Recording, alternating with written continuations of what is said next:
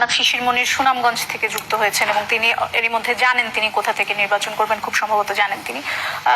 আপনি কি জানেন কিনা যে আপনি নির্বাচনে অংশগ্রহণ করছেন কিনা বিএনপির টিকিট নিয়ে, এবং করলে কোথা থেকে করছেন?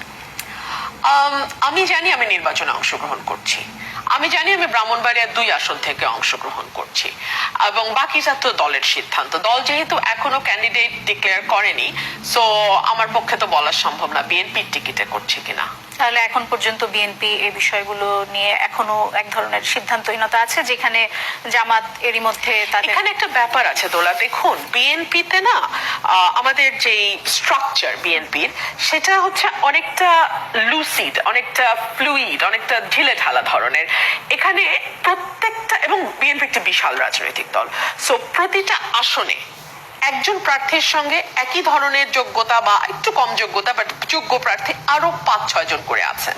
সো একজনের নাম যদি এখন ঘোষণা করা হয়, আমি জানি না এলাকায় এলাকায় বা আসনে আসনে কিছুটা কোন্দল হতে পারে।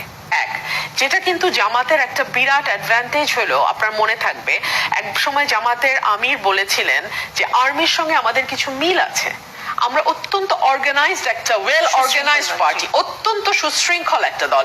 সো জামাত যদি বলে যে অমুক আসনে কলা গাছ দাঁড়াবে, জামাতের কোনো প্রার্থী সে যতই যোগ্য হোক, সে কিন্তু ওই আসনে আর নিজেকে মানে ডিক্লেয়ার করবে না প্রার্থী হিসেবে। আর সত্যি কথা কি, জামাত বিএনপির তুলনায় আয়তনের দিক থেকে তত বড় দলও নয়। সো বিএনপিতে প্রতিটা আসনে যেমন অনেক প্রার্থী দাঁড়িয়ে যায়, জামাতে প্রথমত তত প্রার্থী যদি থাকেও দাঁড়াবে না, আর দ্বিতীয়ত জামাতে আসলে সত্যিকার অর্থে অতগুলো এক আসনে অত প্রার্থী, এবং তারা কিন্তু অনেক আগের থেকেই তাদের এই গোলগুলো সেট করা। আমরা যদি মনে করে থাকি যে 5ই আগস্টের পরে তাদের এই গোল সেট হয়েছে, আমরা ভুল করছি। তাদের এই আজকে যে জায়গাটায় তারা এসে দাঁড়িয়েছে, এটা কিন্তু তাদের দীর্ঘ পরিশ্রমের ফল।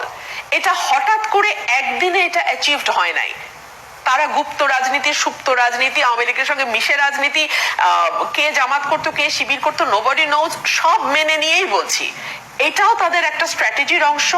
ধরুন এইবার তারা যে প্যানেল দিয়েছে ডাকসুতে, একদম মানে হরেক রঙের প্যানেল। আপনি তাতে দেখবেন যে আধুনিক একজন তরুণীও যেমন সেখানে প্যানেলে আছে, আবার একেবারেই মানে স্ট্রিক্টলি ইসলামিক শরিয়া ফলো করা একজন প্রার্থীও সেই প্যানেলে আছে।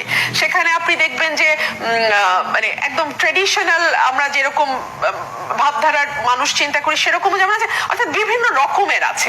সো এগুলোও কিন্তু তাদের একটা স্ট্র্যাটেজি, এগুলো তাদের একটা কৌশল, এবং তারা খুব ভালোভাবে জানে যে রাজনীতির এখন দুটো মাঠ। এটা আমি 2022 সালে যুগান্তরে লিখেছিলাম বা 20 সালে আমার মনে পড়ে। রাজনীতির দুটো মাঠ, একটা হচ্ছে চিরাচরিত প্রচলিত মাঠ, যেখানে আপনার নির্বাচনী প্রচারণা হবে, মিছিল হবে, সমাবেশ হবে, মিটিং হবে। আরেকটি হচ্ছে ডিজিটাল মাঠ। ডিজিটাল মাঠ ইজ এখনকার দিনে is more important than that traditional মাঠ, বিকজ একটা ট্র্যাডিশনাল মাঠে আমি যখন প্রোগ্রাম করেছি ম্যাক্সিমাম আপনি 50,000 লোক, মানে এইটা একেবারে মানে অস্বাভাবিক যদি লোক হয়, আপনার 20 থেকে 25-30 হাজার লোক একটা উপজেলায় আপনি গ্যাদার করতে পারবেন।